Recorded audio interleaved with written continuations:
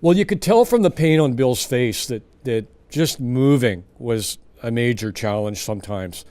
He often had a few hours of focus after he took his pills, but it was his art that kept him going. If he didn't have his art, I don't think he would have lived as long as he did.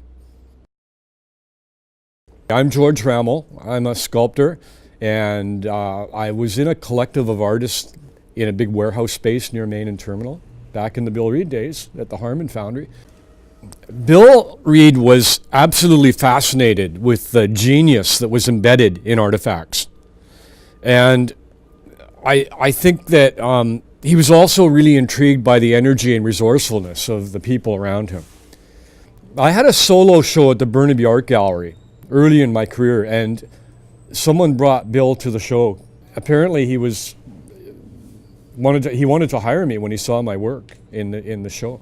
And I had no idea what was in the agenda, but he invited me out to the carving shed out at UBC when George Norris, the maker of the crab for the planetarium, amazing sculptor, he was roughing out the Raven and the First Men for Bill Reid.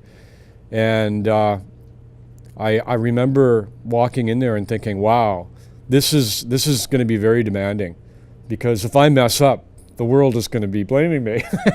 But you can't be precious in order to get the work done. So you just have to go at it like as if it's your own work. And I remember Bill, his attitude was, don't look at the model, it's not right. Make it feel like a clamshell. He handed me a clamshell. And he said, oh, if the balls are in the wrong place, feel free to move it. That was his way of saying, interpret the anatomy, give it form. And I remember thinking, wow, this is so different than the non-native artists I've worked for, where you're a cog on a gear and everything is very specific. With Bill, it was much more intuitive. Like, he wasn't hiring you as a technician. He wanted a contribution to make things work as a whole. I thought I'd be working for a few months. I had no idea I'd be carving on that piece for 2 years, and had a great time getting to know Bill. I mean, one of the reasons I wanted to work for Bill was to find out how he thought and how Aboriginal his approach was and what the differences were between Western and Haida sensibilities. And I learned a lot. It's given me a whole different perspective on the world. I'm still running with that. I'm still working with those experiences.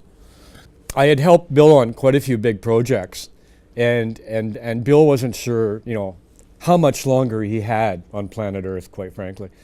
But I was always amazed at his determination, like in spite of his Parkinson's and in spite of the pain he was going through, his art really kept him going. And I remember I got a call one day. He said, I want to go down to the Museum of Vancouver. And I thought, okay. I came over, picked him up. We went down to the Museum of Vancouver, and a curator brought up a little Argillite spirit canoe.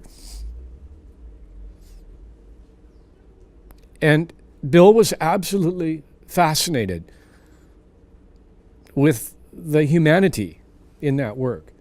All those little creatures were scrapping with each other, but they were all paddling in the same direction. And he looked at me and he said, George, we've got to make this on a massive scale.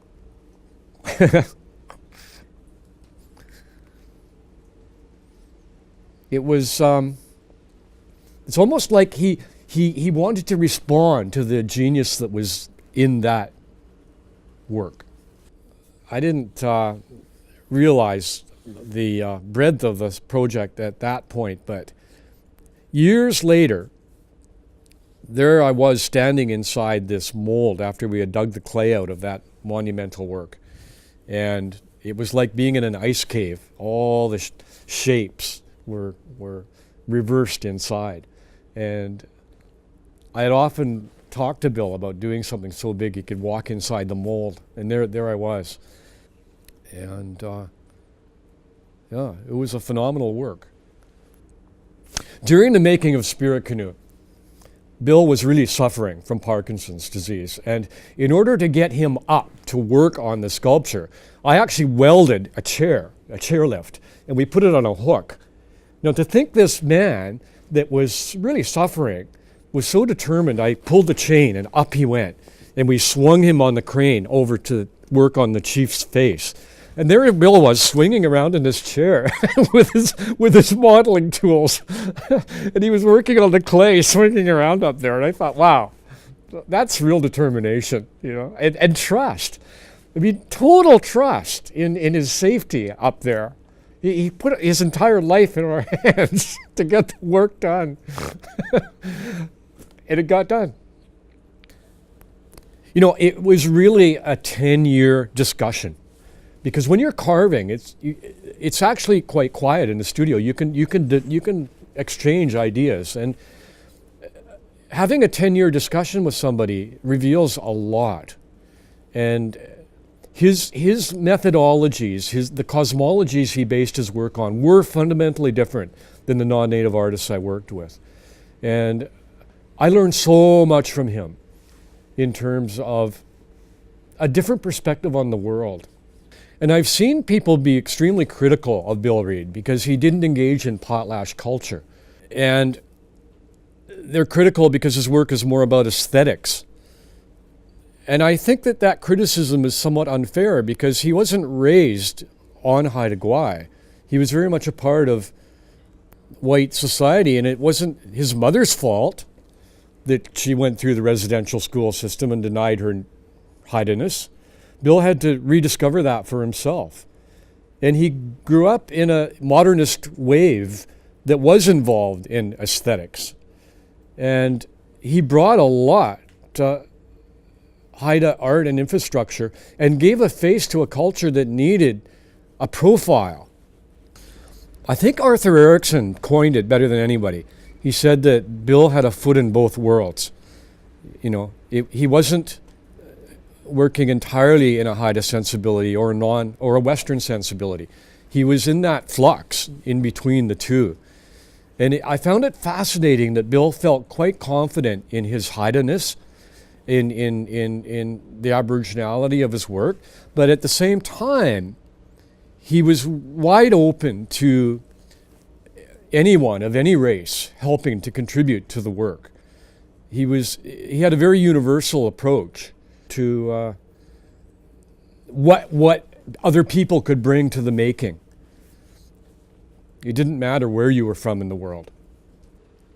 We live in very turbulent times. We're all mongrels, really. And Bill was one of those people that wasn't scared to create a fusion between cultures. His work really was it worked in a space of hybridity. He was bringing techniques that weren't traditional to Haida art. Well, they've become traditional now, but he was fusing new realities to create a new paradigm.